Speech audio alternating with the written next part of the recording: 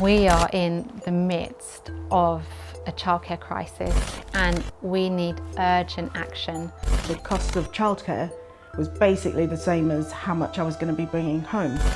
The question is it worth working full time when actually I'll just be working to pay someone to be looking after my child? These women had to make career adjustments as a result of London's childcare cost.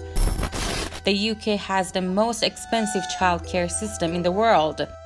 Parents are having trouble finding nursery places, and some are quitting full-time jobs to look after their kids. Nurseries are closing down faster than new ones are opening, and many workers are leaving for better-paying jobs out there. We staff that have left and gone to work at Sainsbury's. Really expensive, it's hardly affordable. We just about get by with sending him part-time. We have to earn more than we would otherwise in order to cover these kind of costs. Childcare costs in the UK are very high. For full-time nursery care, parents can pay around £300 to £350 per week, or up to £15,000 a year. In places like London, it can cost £500 or more per week. Part-time care is cheaper but still expensive, averaging around £7,000 to £8,000 a year. After-school clubs can also cost up to £20 per session. With fewer childcare places available and costs rising, many parents are struggling to make ends meet. There's inadequate funding in the system. The so-called free entitlement hours that are given to parents are not adequately funded, and therefore basically providers are struggling to make ends meet. According to recent data from the charity Pregnant Then Screwed, in 2024, nearly 50% of parents have either gone into debt or had to dip into their savings just to cover childcare costs in the past year. This is a dramatic increase from the previous year. It's so much of my salary goes on childcare. It's such a that would be our food shops for the month, and petrol and everything. We could live basically if it wasn't for the amount that childcare is costing us.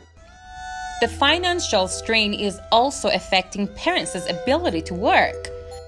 Over 30% of mothers are unable to return to full-time work due to the high costs or lack of available nursery spaces. This compares to just 12% of fathers who face the same challenge. I want my child to go to nursery.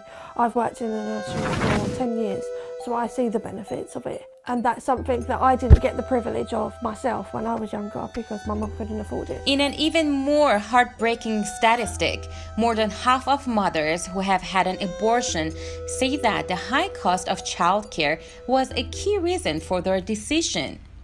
This highlights just how deeply childcare expenses are influencing family choices and financial stability. I think as a country we should be deeply ashamed that we are at a point where women are ending pregnancies because they cannot afford to access our childcare system.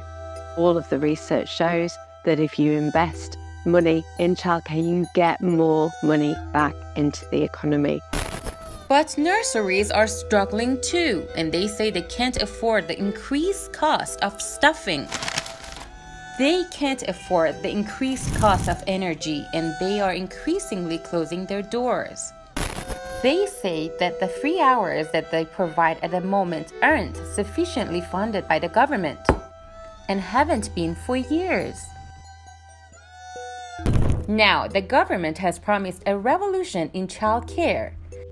It's promised over the next 2 years that parents will get more support with funding, more free hours, and nurseries will get paid more per hour for each child that goes there.